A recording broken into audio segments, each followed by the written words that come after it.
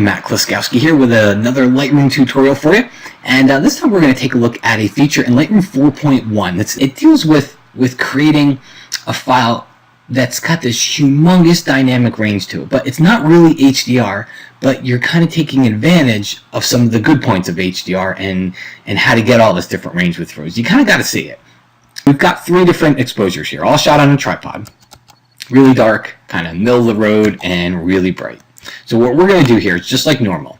Photo edit in, merge to HDR in Photoshop. Okay, so we're going to take advantage of the HDR dialog, but we're not going to actually do HDR in the photo. And when we do that, it hops over into Photoshop, and it gives us this dialog, which normally, if you've ever seen it before, you've probably seen it in this mode, where you go in here and you tone map the photo, but we're not going to tone map the photo this time. Instead, we're going to choose 32-bit. Turn on remove ghost, and we could still take advantage of this stuff, like the ghost removal, which Photoshop's really good at, because I had somebody walking across this long exposure.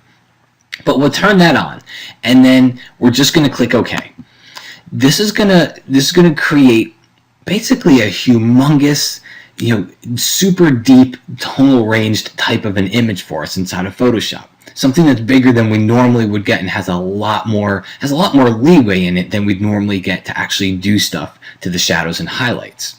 So all we're going to do is hit File Save. All right, just like normal, when we go over from Lightroom to Photoshop, we just hit File Save, and that takes us right back over here. When we go over here to Lightroom, you'll see that we have our raw files, and then here we have that TIFF file, and it's got to be a TIFF. I'll talk about that in a second, but it's got to be a TIFF. So let's hide the interface a little bit. And we'll hop over to the develop module. Just check out the exposure for starters.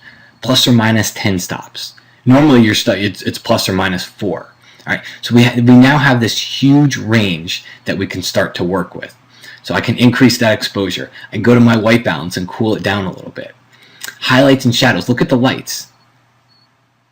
See, I can basically turn the lights on and off with the highlights and shadows. I can open up the shadows. I get a lot of shadow depth in here, because now I have basically 3 exposures that are merged into one, and now I'm able to use the same controls I usually use inside of Lightroom to start to work with this. I don't have to work with some tone mapping controls that maybe I'm not used to. Okay, you can come over here, clarity. I love the clarity for HDR like photos. Okay, so this isn't, it's not faking Lightroom into doing a pseudo HDR on one raw file. You actually have all the benefits of an HDR photo, and you're just using Lightroom's controls to develop it. All right, so pretty cool stuff. I can come down here, use my lens corrections, have a little bit of distortion, rotate it, and constrain crop to crop out all the gray. I can go to my effects panel. I can add that finishing vignette here. All right, and I'll do before and after here. I'll just hit the / key. So here's before, and that's after.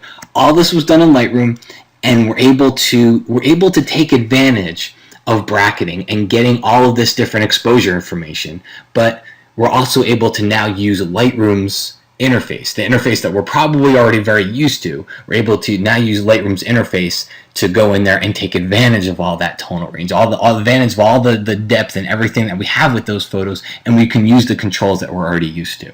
Okay, I mentioned in the beginning, it's got to be a TIFF file, so go to your Lightroom preferences under external editing. Make sure you set it to TIFF, but pretty cool stuff. I definitely go to the help menu, get that update if you haven't already, and give this a try. There's a lot of neat stuff that you can do with it. Okay, hope you enjoyed, folks. My name is Matt Klaskowski, and I will talk to you again very soon.